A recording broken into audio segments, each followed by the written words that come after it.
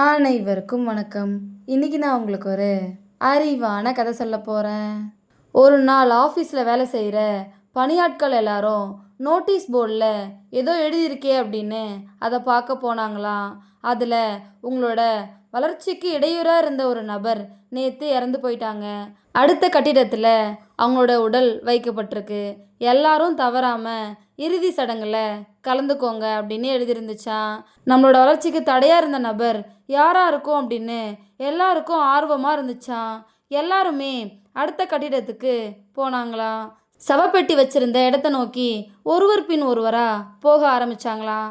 சவப்பெட்டியை நெருங்க நெருங்க நம்மளோட வளர்ச்சிக்கு தடையாக இருந்தவன் யாராக இருக்கும், நல்ல வேளை அவன் செத்து போயிட்டான் அப்படின்னு நினச்சிக்கிட்டே முன்னாடி போனாங்களாம். சவப்பெட்டிக்குள்ளே எட்டி பார்த்தவங்களுக்கு தூக்கி வாரி போட்டுச்சான். அதுக்குள்ள ஒரு முகம் பார்க்குற கண்ணாடி மட்டும்தான் இருந்துச்சான். சவப்பெட்டிக்குள்ள யாரெல்லாம் பார்க்குறாங்களோ அவங்களோட முகம்தான் அதில் தெரிஞ்சுதான். அந்த கண்ணாடிக்கு பக்கத்தில் ஒரு வாசகம் எழுதியிருந்துச்சான். உங்கள் வளர்ச்சிக்கு நீங்கள் மட்டும்தான் காரணம். உங்கள் வளர்ச்சியை உங்களை தவிர வேற யாராலும் தடுத்து நிறுத்த முடியாது அப்படின்னு எழுதியிருந்துச்சான். ஆமாங்க, உங்கள் வாழ்க்கையை உங்கள் முதலாளியால் மாற்ற முடியாது, உங்கள் நண்பர்களால் மாற்ற முடியாது. நீங்கள் நினச்சா மட்டும்தான் உங்களுடைய வாழ்க்கையை மாற்ற முடியும். அதை தான் இந்த கதை நமக்கு சொல்லுது.